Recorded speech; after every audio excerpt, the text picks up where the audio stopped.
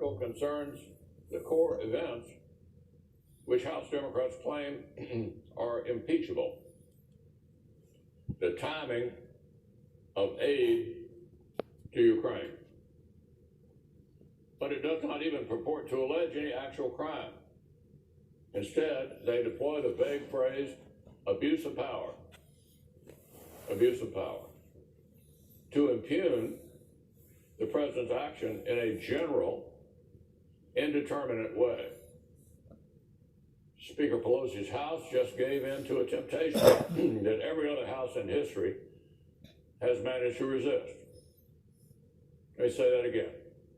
Speaker Pelosi's House just gave in to a temptation that every other House in our history has managed to resist. They impeach a president whom they do not even allege has committed an actual crime known to our laws. They've impeached simply because they disagree with a presidential act and question the motive behind it. So let's look at history. Andrew Johnson impeachment involved around a clear violation of a criminal statute, albeit an unconstitutional statute. Nixon had obstruction of justice, a felony under our laws. Clinton had perjury, also a felony. Now, the Constitution does not say the House can impeach only those presidents who violate a law, but history matters. History matters, and precedent matters. And there were important reasons why every previous House of Representatives in American history restrained itself from crossing this Rubicon. The framers of our Constitution very specifically discussed this issue, whether the House should be able to impeach presidents just for, quote, maladministration. Just for maladministration. In other words, because the House simply thought the president had bad judgment or was doing a bad job. They talked about all this when they wrote the Constitution. The written records of our founders' debates show they specifically rejected this. They realized it would create a total dysfunction to set the bar for impeachment that low. That low.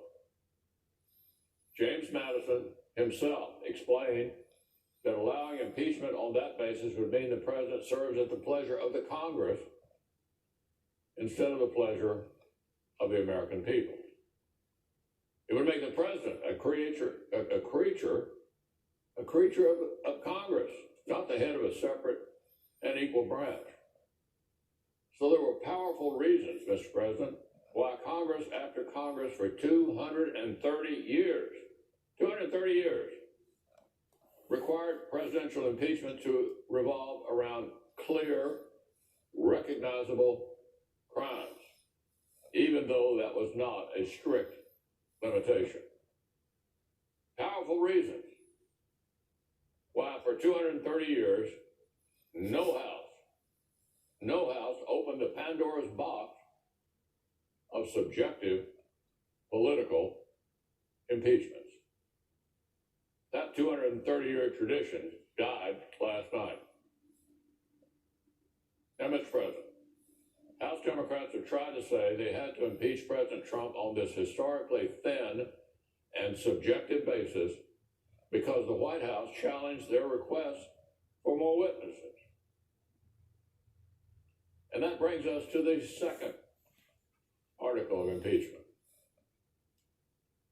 The House titled this one, Obstruction of Congress. What it really does is impeach the president for asserting presidential privilege. The concept of executive privilege is another 2-century-old constitutional tradition. Presidents, starting with George Washington, have invoked it. Federal courts have repeatedly affirmed it is a legitimate constitutional power. House Democrats requested extraordinary amounts of sensitive information from President Trump's White House. exactly the kinds of things over which presidents of both parties have asserted privilege in the past. Predictably and appropriately, President Trump did not simply roll over. He defended the constitutional authority of his office. No surprise there. It's not a constitutional crisis for a House to want more information than a president wants to give up. That's not a constitutional crisis. It's a routine occurrence. The separation of powers is messy by design. Here's what should have happened. Here's what should have happened. Either the president and Congress negotiate a settlement, or the third branch of government, the judiciary, addresses the dispute between the other two. The Nixon impeachment featured disagreements over presidential privilege. So they went to court. The Clinton impeachment featured disagreements over presidential privilege. So they went to the courts. This takes time. It's inconvenient. That's actually the point. Due process is not meant to maximize the convenience of the prosecutor. It's meant to protect the accused. But this time was different. Remember, 14 months of hearings for Richard Nixon, years of investigation for Bill Clinton, 12 weeks for Donald Trump. Democrats didn't have to rush this, but they chose to stick to their political timetable at the expense of pursuing more evidence through proper legal channels. Nobody made chairmanship do this. He chose to.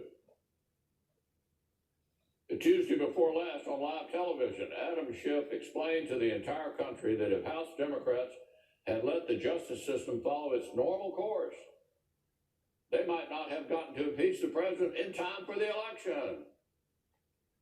My goodness. In Nixon, the courts were allowed to do their work. In Clinton, the courts were allowed to do their work. Only these House Democrats decided due process is too much work. They'd rather impeach with no proof.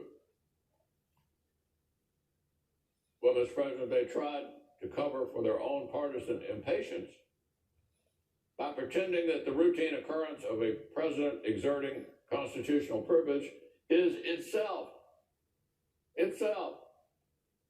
a second impeachable offense.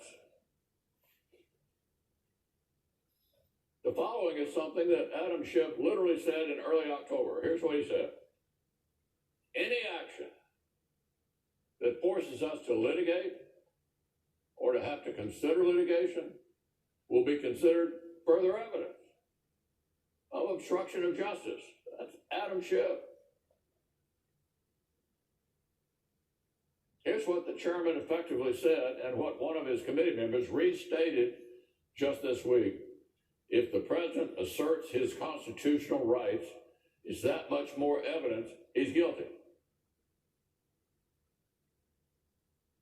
If the president asserts his constitutional rights, is that much more evidence he's guilty.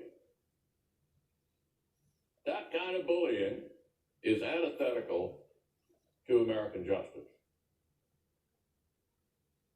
So those are House Democrats' 2 articles of impeachment. That's all their rushed and rigged inquiry could generate. An act that the House does not even allege is criminal, and a nonsensical claim that exercising a legitimate presidential power is somehow an impeachable offense. Mr. President, this is by far the thinnest basis for any House-passed presidential impeachment in American history. The thinnest and the weakest, and nothing else even comes close. And candidly, I don't think I'm the only person around here who realizes that. Even before the House voted yesterday, Democrats had already started to signal uneasiness with its end product. Before the articles even passed, the Senate Democratic leader went on television to demand that this body redo House Democrats' homework for them. That the Senate should supplement Chairman Schiff's sloppy work so it is more persuasive than Chairman Schiff himself bothered to make it. Of course, every such demand simply confirms that House Democrats have rushed forward with a case that is much too weak. Back in June, Speaker Pelosi promised the House would build an ironclad case. Never mind that she was basically promising impeachment months before the Ukraine events, but that's a separate matter. She promised an ironclad case. And in March, Speaker Pelosi said this: impeachment is so divisive to the country that unless there is something so compelling and overwhelming and bipartisan, I don't think we should go down that path because it divides the country. End quote. By the Speaker's own standards, the standards she set, she's failed the country. The case is not compelling, not overwhelming, and as a result, not bipartisan. The failure was made clear to everyone earlier this week when Senator Schumer began searching for ways the Senate could step out of our proper role and try to fix the House Democrats' failures for them. And it was made even more clear last night when Speaker Pelosi suggested that House Democrats may be too afraid to even transmit their shoddy work product to the Senate. Mr. President, it looks like the prosecutors are getting cold feet in front of the entire country and second guessing whether they even want to go to trial. They said impeachment was so urgent that it could not even wait for due process, but now they're content to sit on their hands. This is really comical. Democrats' own actions concede that their allegations are unproven. The articles aren't just unproven, they're also constitutionally incoherent. Incoherent. Frankly, if either of these articles is blessed by the Senate, we could easily see the impeachment of every future president of either party. Let me say that again. If the Senate blesses this historically low bar, we will invite the impeachment of every future president.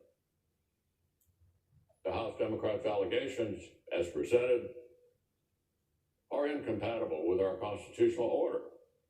They are unlike anything that has ever been seen in 230 years of this republic. House Democrats want to create new rules for this president because they feel uniquely enraged. They feel uniquely enraged.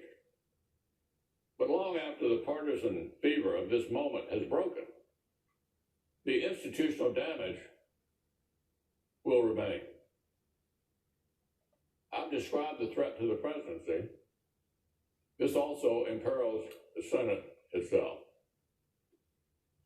The House has created an unfair, unfinished product that looks nothing like any impeachment inquiry in American history. And if the Speaker ever gets her house in order, that mess will be dumped over here on the Senate's lap. If the Senate blesses this slapdash impeachment, if we say that from now on, this is enough,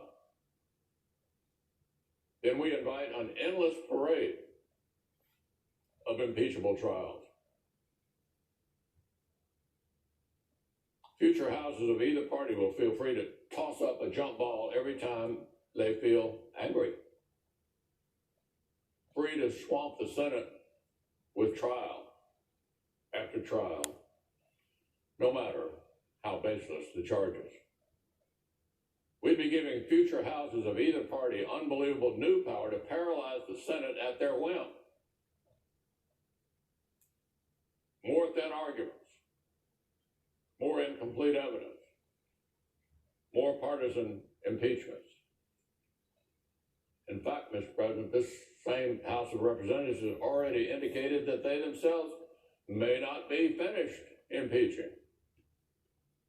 The House Judiciary Committee told a federal court this very week that it will continue its impeachment investigation even after voting on these articles. And multiple Democratic members have already called publicly for more. If the Senate blesses this, if the nation accepts this, presidential impeachments may cease being a once-in-a-generation event and become a constant part of the political background noise.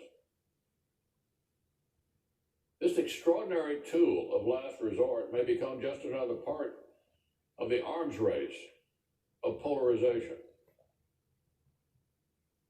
Real statesmen would have recognized, no matter their view of this president, that trying to remove him on this thin and partisan basis could unsettle the foundations of our republic.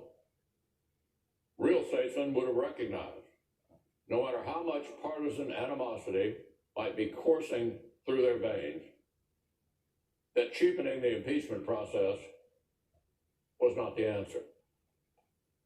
Historians will regard this as a great irony of our era, that so many who profess such concern for our norms and traditions themselves proved willing to trample our constitutional order to get their way. It is long past time for Washington to get a little perspective. President Trump is not the first president with a populist streak, not the first to make entrenched elites uncomfortable. He's certainly not the first president to speak bluntly, to mistrust the administrative state, or to rankle unelected bureaucrats.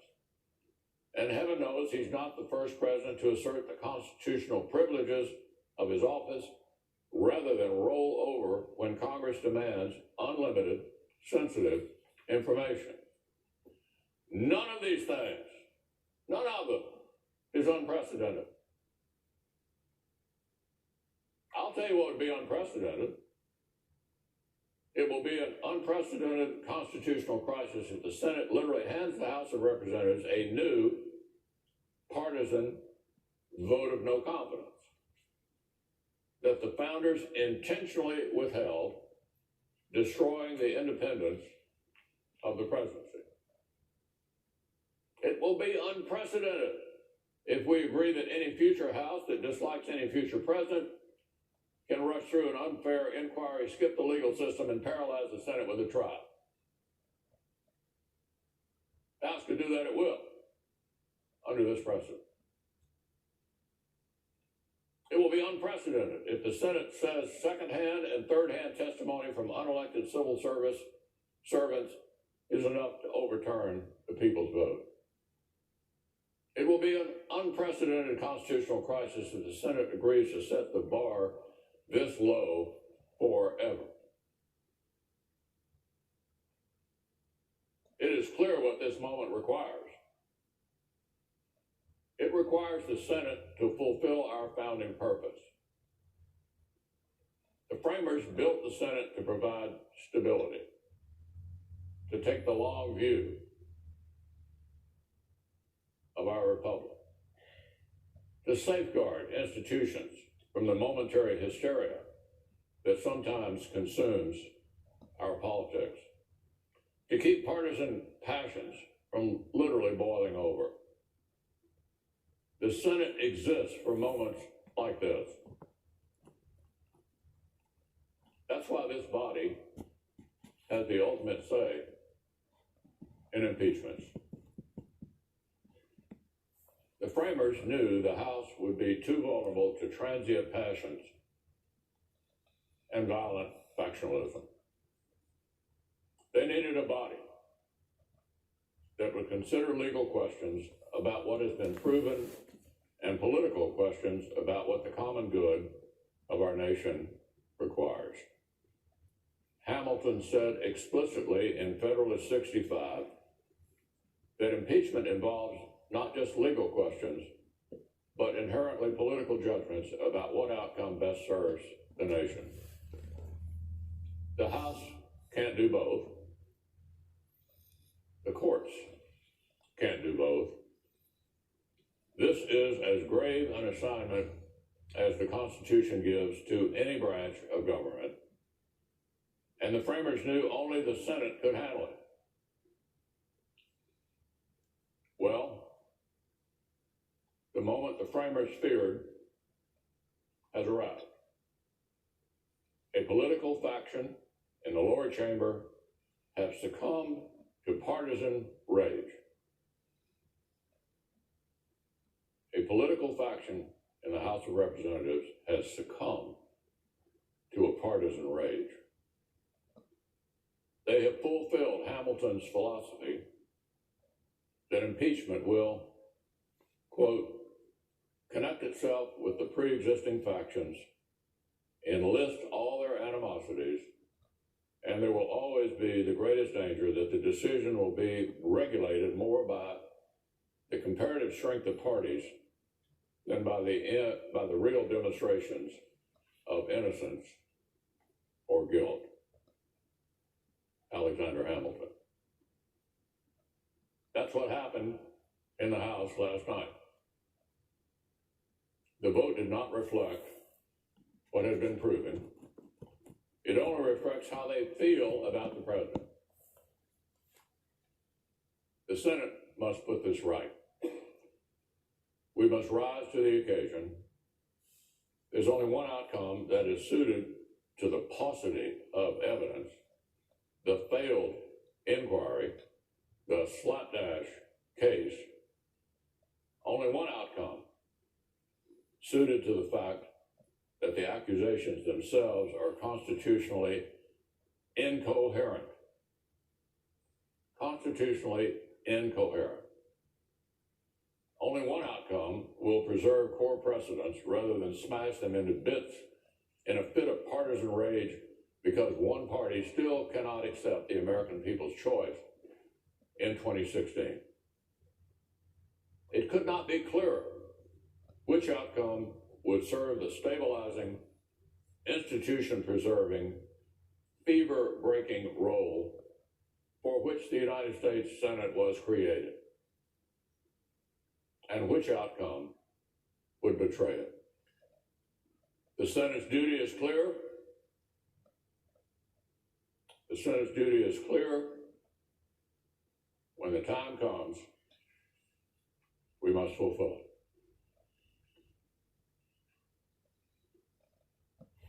If this were a court of law, Senator Mitch McConnell